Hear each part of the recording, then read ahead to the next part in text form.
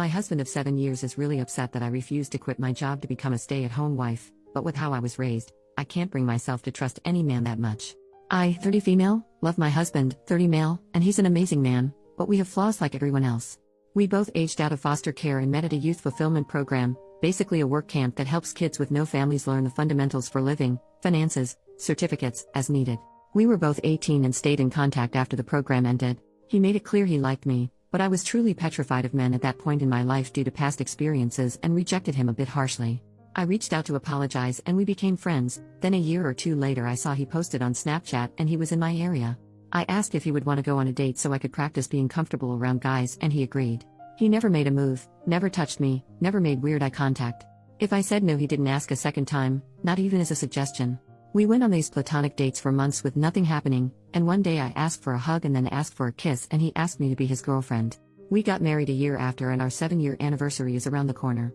We agreed we would not even think about having kids until we were older since both of us were the product of young parents. We've really just only focused on getting by on using as little money as possible and saving up every dime to buy a house. Thankfully, we got our house a few months ago and we were both able to quit our second jobs and for the first time only work regular 9-to-5s. Yay! I've discovered I really like gardening and baking and I love having a real home. We have been discussing adding to our family by having a baby and I feel very ready to be a mom. Scared still, yes, but ready. But my husband brought up how sad I would be if I had to quit since I've worked so hard. I told him I had zero plans to quit. I would only take maternity leave. Plus my company allows maternal and paternal remote options for 1 year after birth, so I can just work from home if needed. I know it's a lot to do with a newborn but giving up the security of my paycheck is simply not an option.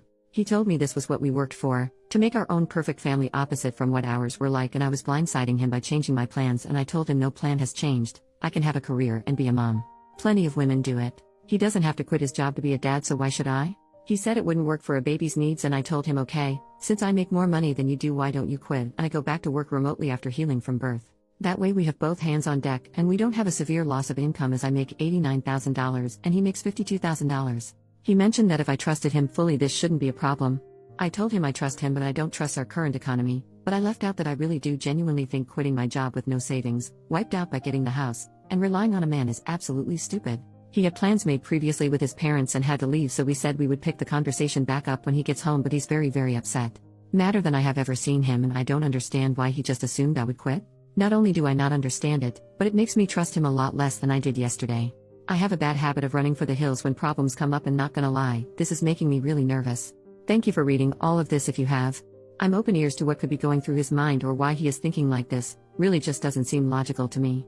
He's been watching all of these videos of stay-at-home wives and girlfriends and do feel like this is influencing him a lot, but that's not realistic for us right now. Relevant comments. Commenter, I think his childhood and upbringing trauma is playing into this a lot. This doesn't sound like a situation where he wants to control you like in some posts but more like a situation where he has idealized what a perfect family might look like and so he wants to give his children that. You two need to go to couples counseling for a while. Figure it out with a therapist to help intercede and help him understand. Financial security is important. Hold off getting pregnant until you guys have been in couples therapy for 6 months or so and have begun working towards some common ground. As for him going off to meet his parents, is it possible having them back in your lives is contributing to this need for a picture-perfect family? Just curious. OP, thank you for this comment. I've been thinking on it for most of the day now. The parents he went to see are foster parents, but there was some legal issues going on and they had to release guardianship. He lived with them from age 10 to 15 until ending up back at a group home and aging out but they always stayed in contact and he considers them as parents. But they never lost contact so I'm not sure if that would be it, but he didn't start seeing them in person again until 2 or 3 years ago. I've never thought he was controlling, but we have talked in the past about this type of thing and I have always told him I would never want to be a stay-at-home mom. Maybe, at most, until they're in elementary if he was making a lot more money but we're not at the income level or networking level where I can get away with having 5-year gaps in my employment. Neither of us has attempted therapy again, and most of our experiences were less than pleasant with DHR and child services counselors. I'll see if he's open to the idea. Update almost 4 months later, it's been a few days since he came home and told me he met a girl at work and she's a better woman than me, and that she has a son already and will be a stay-at-home wife or girlfriend or whatever the heck. He gets his happy ending I guess. He texted me right before I got off work and asked me to pick up food from one of our usual date night spots. I got home and noticed his car had boxes in it and a woman I didn't know. I tried opening the door but it was locked and she just looked at me. What little was left of our savings, he took. And both of our cats. I didn't see this coming at all. I haven't told any of my friends yet.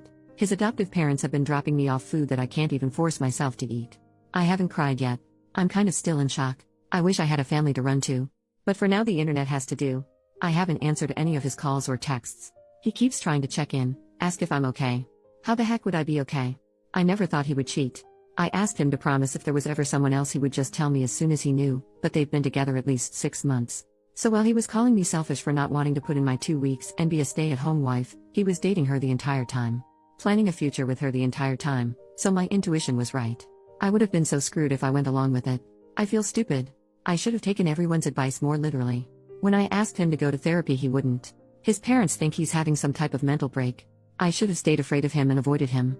I should have chosen a better outcome for myself. I just feel like the same girl that no one wants to love anymore all over again. I know what he did isn't my fault. I know I could never stop him, and really, do I want a man who doesn't want me? Never. But that just doesn't stop it from hurting. Second update 10 days later. Really want to say thank you from the bottom of my heart to all of the people who reached out to me with well wishes. Especially other spouses who experienced similar. It helped so much more than you could ever know. There has been a few things that have happened, and honestly I'm exhausted in every way possible, so the input from folks has really been useful in organizing my thoughts and keeping an open mind. I couldn't help it, but for days I compared us and wondered what the heck he could have been thinking, until I realized she's a carbon copy of his biological mother, or at least the stories he heard about her since she died when he was 5. I hate that I feel bad for him still, even after what he's done, but we offered him support for his thoughts, we urged him to go to therapy, I even offered to pay for it myself, and he was too prideful.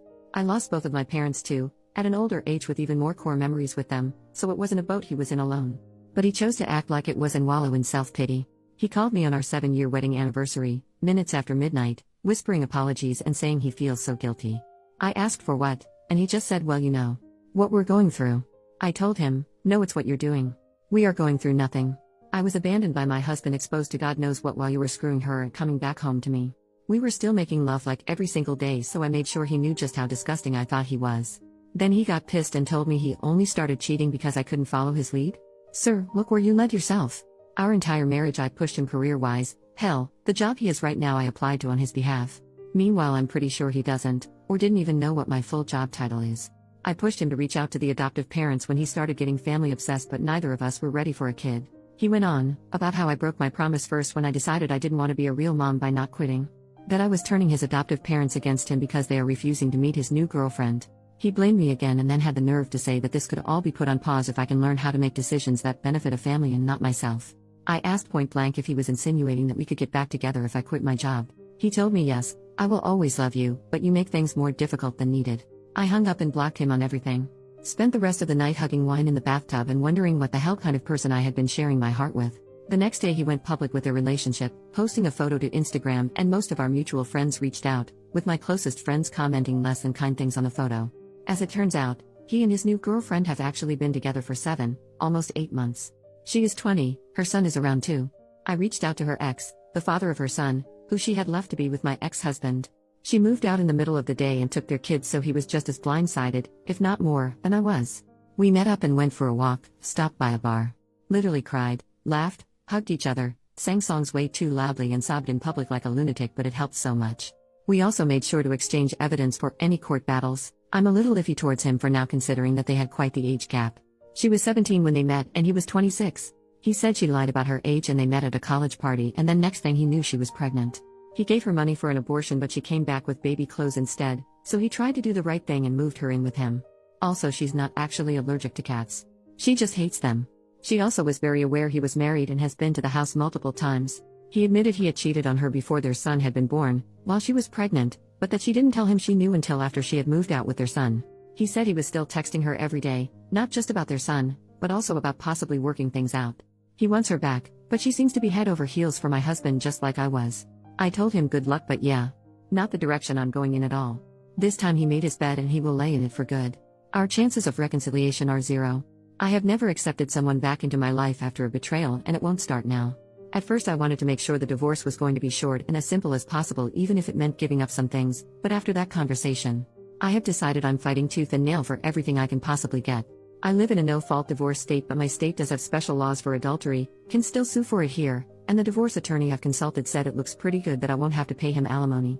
He also told me to look into every single banking transaction in my accounts, as he did not think they got an apartment on his income without some extra cushion, aka my money, and he was right. Last year my ex-husband told me he got really into stock trading and if he could invest some of my money as well. Guess who was never doing any stock trading, and the screenshots he showed me were all fake or pulled from somewhere else, and he had been sending that money to his girlfriend or saving it for their new place. I've been pretty enraged since finding that out. He asked his adoptive parents to ask me to allow him visitation rights to see the cats, after he had to give them back once he realized his new girlfriend is allergic to them. I relayed that he needs to first run me my freaking money, and then take it up with the judge. I didn't think visitation was a real thing for pets, but according to my lawyer it very much is. I officially filed for divorce yesterday, and he emailed me quite the colorful email about how selfish and bitter I am for not putting my pride aside and being so fast to file for divorce, and refusing to let him stop by the house to see the cats that now he's accusing me of cheating. I read somewhere that you never really know someone until you're divorcing them, and I can truly confirm that is true. I felt like you guys deserved some sort of update considering how much support I was given. I can't share more details for now, but really thank you all again. OP makes another post a few months later. Went on my third date after filing for divorce from my husband. I was stupid and got married at 23. We met in a foster youth program. Long story short, I didn't want to be a stay-at-home mom since I was the breadwinner. He found someone younger and dumber who would. I had to pick up another job to make sure I'd be able to afford the house on my own, but when my regional lead for my main job heard about it, they gave me a promotion that actually cut down my work time and gives me more money. I still kept the second job. It keeps my mind busy. Most of my work days were spent in collars and heels, but the side job is an overpriced membership-only gym that I definitely can't afford without my employee discount lol. I've had a few guys approach me since I filed the divorce paperwork, but I just wasn't feeling up to it. And even though I stopped wearing my ring the day he moved out, I still felt guilty. Like I was betraying him. He was the only man I've ever been with, so spending a decade learning everything about one person, and now having to switch gears is really damn hard. But one of the guys I see often at the gym asked if I'd be his date to a seminar he's sponsoring. I said no at first, and he accepted the no very gracefully. I saw him a few days later, sparked up some conversation, and asked if maybe we could try a lunch date, just us first. I was fully prepared for him to tell me nope, you're too late, but he instead canceled the plans he had already made. We met up a few hours later, and honestly my face hurt from laughing and smiling so much. He's a pretty charming man and has a lot of random knowledge about safari animals that gives me the same comfort that watching animal documentaries does. He asked me out for a dinner date the next day, and when he let me know he was in my neighborhood earlier that day, I asked if he wanted to stop by and grab a breakfast sandwich before I left for work. I have a 9-year-old cat who hates like 99% of people, but she loved him and even let him touch her belly. He dropped me off lunch at work and we met up for dinner, and ever since we've been texting almost nonstop. I've never felt this comfortable with someone so quickly in my life. It's scary, but I've already told him that we're separated. I haven't told him the nitty-gritty details, just that it didn't work out and we outgrew each other. But the seminar was this past weekend and I went as his date. It was a great night. I tried champagne for the first time, had the best conversations with some of his associates, and did a little professional networking too. The tomboy teenage girl I used to be would never believe this crap lol, but more than anything I'm grateful for the support of my friends, who got me through the tough nights so I could make it to the good ones. Only up from here, I guess?